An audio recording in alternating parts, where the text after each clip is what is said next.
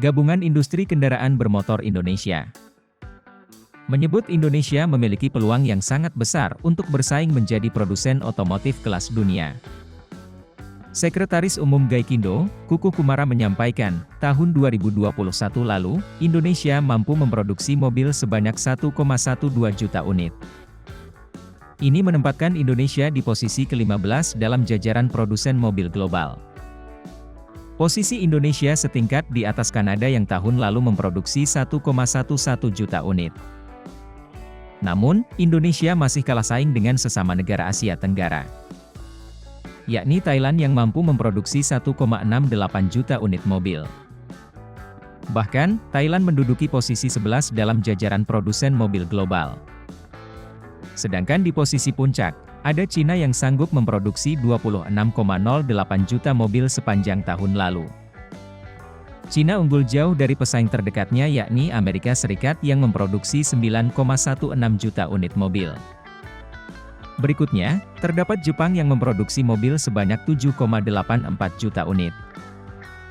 Gaikindo sendiri cukup mensyukuri capaian produksi mobil Indonesia yang mampu menembus 1 juta unit. Mengingat hanya ada 18 negara yang mampu melakukan hal tersebut. Indonesia masih bisa naik kelas walau persaingan di industri otomotif kian ketat. Selama ini pesaing terdekat Indonesia adalah Thailand di Asia Tenggara. Belakangan ini, Vietnam juga agresif mengembangkan industri otomotifnya, ujar Kukuh dalam diskusi virtual, Kamis 15 September. Kukuh menjelaskan, industri otomotif Indonesia memiliki sejumlah kekuatan yang dapat menopang kinerja sektor tersebut.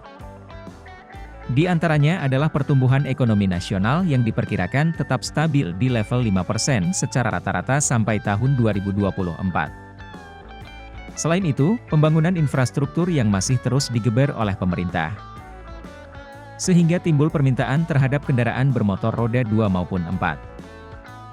Di sisi lain, kapasitas produksi mobil nasional tergolong besar yakni mencapai 2,4 juta unit per tahun.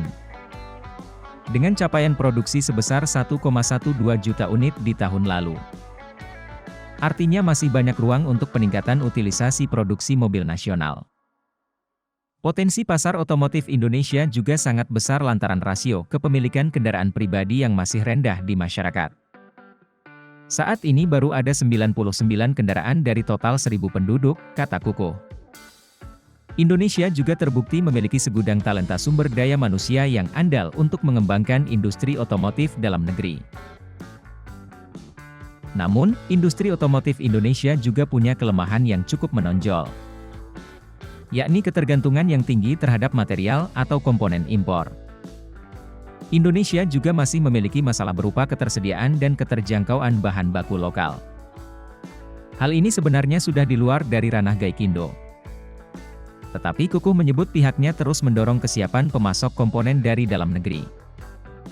Bahkan, industri komponen otomotif Indonesia diharapkan tidak hanya jago di dalam negeri saja, melainkan juga harus gencar mengekspor produknya ke luar negeri dan bersaing di tingkat internasional. Dari sisi kesempatan, industri mobil nasional diuntungkan oleh pertumbuhan ekonomi yang mulai merata di seluruh Indonesia. Alhasil, fokus penjualan mobil diharapkan tidak hanya terkonsentrasi di Pulau Jawa saja. Di samping itu, peluang Indonesia untuk mengekspor beragam varian mobil masih sangat terbuka. Sejauh ini, Indonesia telah mengekspor mobil ke 81 negara di seluruh dunia. Adanya perjanjian dagang yang dilakukan pemerintah diyakini dapat semakin meningkatkan ekspor mobil nasional. Sementara itu, ancaman bagi industri otomotif Indonesia salah satunya tentu berasal dari konflik geopolitik Rusia-Ukraina. Kompetisi antar negara Asia Tenggara juga bisa menjadi ancaman bagi industri otomotif Indonesia jika para pemain dalam negeri tidak siap. Naiknya harga BBM belum lama ini juga bisa memicu melambatnya ekonomi yang berpengaruh pada industri otomotif nasional, tandas Kukuh.